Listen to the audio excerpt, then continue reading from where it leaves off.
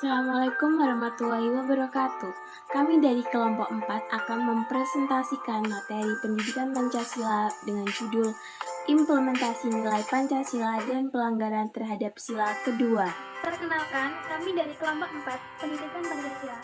Saya Diana Fitriniati dengan NIM 126204211017. Saya Julia Filatul Mukminin dengan NIM 1262042110019.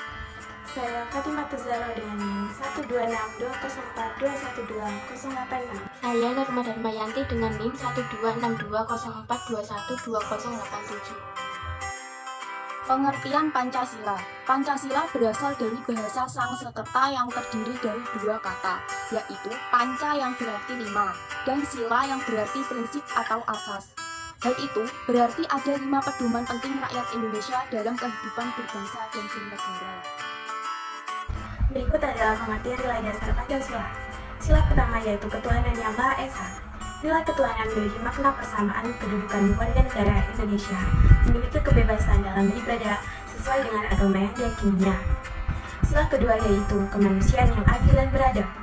Nilai kemanusiaan memiliki arti bahwa setiap manusia diakui dan diperlakukan sesuai dengan harkat dan martabat sebagai makhluk beradab yang memiliki derajat, hak, dan kewajiban. Sila ketiga yaitu persatuan Indonesia. Nilai persatuan memiliki arti bahwa negara Indonesia menjunjung tinggi nilai-nilai persatuan dalam membina rasa nasionalisme terhadap negara kesatuan Republik Indonesia. Sila keempat yaitu kerakyatan yang dipimpin oleh hikmat kebijaksanaan dalam permusyawaratan perwakilan. Nilai kerakyatan mengandung arti bahwa dalam penyelenggaraan suatu negara harus memiliki prinsip, yaitu dari rakyat, oleh rakyat, dan untuk rakyat. Sila kelima yaitu keadilan bagi seluruh rakyat Indonesia. Nilai keadilan memiliki satu tujuan yang ingin dicapai, karena tidak mungkin suatu negara dapat tercipta kesejahteraan tanpa adanya suatu keadilan. Yang ini adalah hakikat Pancasila. Yang pertama, Pancasila sebagai dasar negara mengandung arti bahwa Pancasila dijadikan landasan dalam penyelenggaraan suatu negara.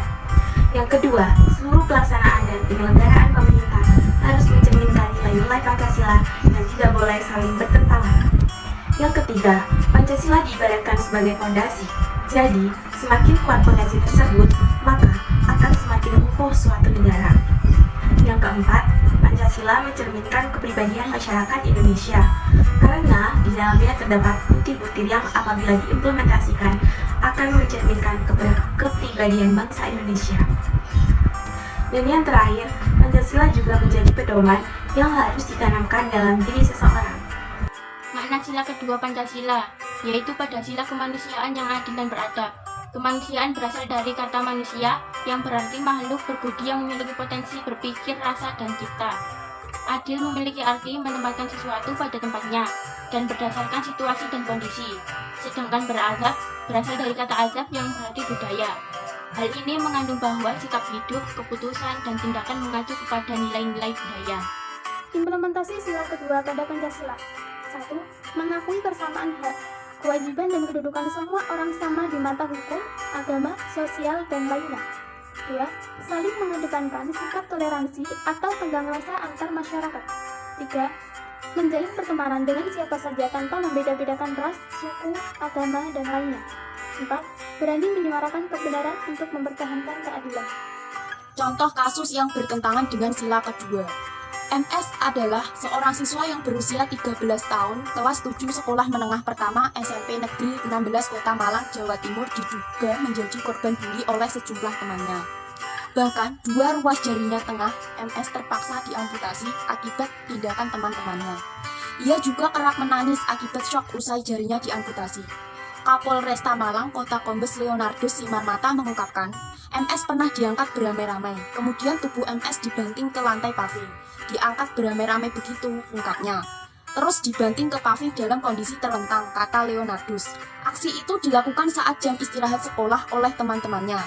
MS juga pernah dibanting ke pohon dengan cara yang sama. Kedua posisinya juga sama, tapi dibanting ke pohon kecil, ungkap teman-temannya.